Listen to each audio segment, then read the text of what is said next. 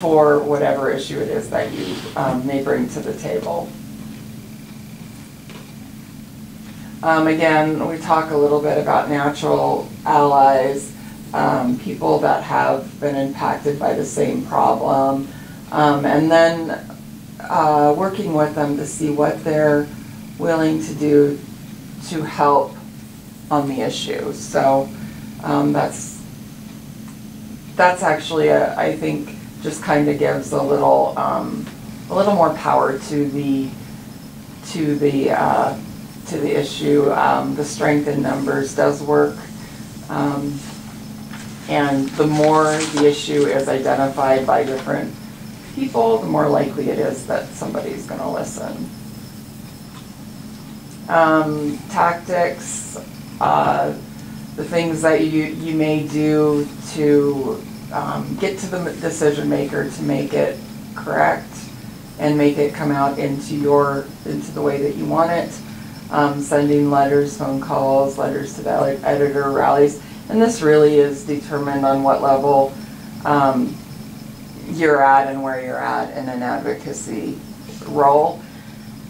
You know, I have one parent that's had a lot of issues with the school district, and it's gone to the point of you know, suing and lawyers and all of that, and so I guess one of the things that I wanted to say was that even if it's an individual issue, it's something that I think can impact many. So don't ever forget that piece. So depending on where you're at, if you're working on, you know, a school level, then obviously letters, phone calls. If you really want to get the issue out there, then you're going to start going beyond. And this is generally leading into a public problem or public policy. So. Can I ask? Sure. So do you recommend emails and CC? Okay. Absolutely. Okay. Yeah, paper trail, definitely. That's really important, because if it comes back down, if you just made a phone call, even if you make a phone call, I would document what you did, you know, document what you did, and when you called and what you said. I mean, all of those things are important. And in emails, of course, provide a paper trail, and I think that that's a really good way to. And I think with action items, if you want to see an action from what you're doing, then you need to have a letter involved. Even if this, you know, if it's the school you're dealing with and they've already agreed, oh yeah, we'll do this. If it's an action item that needs to get done, there needs to be a paper trail involved, and so that gives them a solid date when it was implemented, so they can follow through and make sure that they are doing it within the time allowed, because most of what they do is covered by policy, so they need to have that date to go by. Absolutely. And I think as far as CCing, I would start out with the individual person and see how much, and then, because when you start CCing or blind CCing or however that may be, you start to get other people involved, that automatically will put somebody on the defense probably.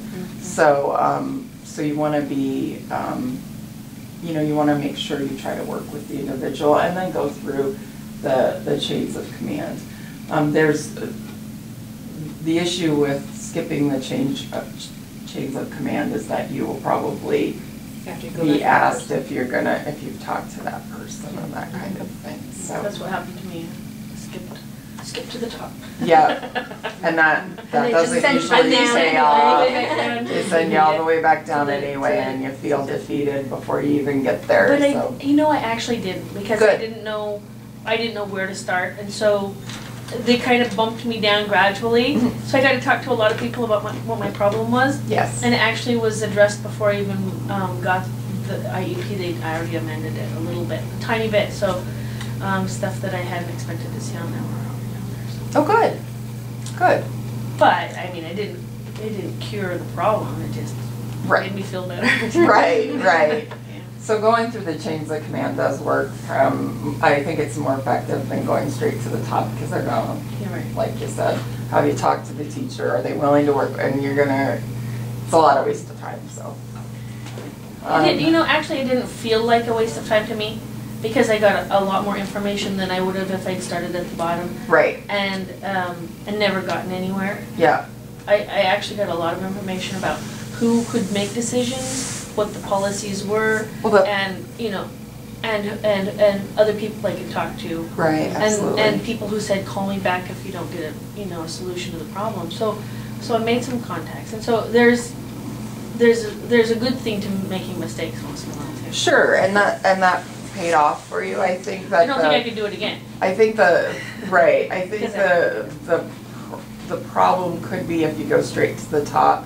Not only are you going to get sent back to the bottom, you may get some animosity from the person at the bottom because they've been addressed by the person above them, and that kind of thing. So that's the only thing that I would think ultimately you may want to be careful of. It sounds like that worked out well, that there was somebody like that it was worked willing to work with you. Yeah. You just don't want to create a lot of waves going in if you can resolve it on the I was also asking a nice question, and I really wanted to know the answer to my question, and so it wasn't like I was trying to cause trouble. Right. So but that probably worked for my benefit too. Right. And I don't think anybody goes in trying to cause trouble. I Right. think it's just a matter of, who can, and it sounds like you had, a question that, you wanted to get clear understanding Right. from, and, Yeah. and, This is a problem I'm having, and where do I start? Because Right. I've tried talking to these same people over and over. So now what can I do? right. And if you'd And it already worked out talked to pretty them, then ultimately Yeah, probably right. you did. Do you have something to say, Christine? And in that situation, it would have worked out fairly well because your question was nice and you didn't need an immediate answer. It's the parents that need that immediate answer. They need this situation to be dealt with. Mhm. So they jump hoops and go up to somebody, and then they've wasted all this time being sent back down Mhm. for a situation that could have been handled right from the beginning. And if That's it's not, where and the if it's frustration not comes in. nice, if it's not a nice situation, then it may be that it's addressed with the person and why didn't, and so just, it's those kind of things that, it's kind of the idea of stepping on toes. You want to be sure that you're following the chain of command in an issue where it's problematic. Does that make sense? That's good, yeah. Yeah? Okay, good. Can I ask? Sure.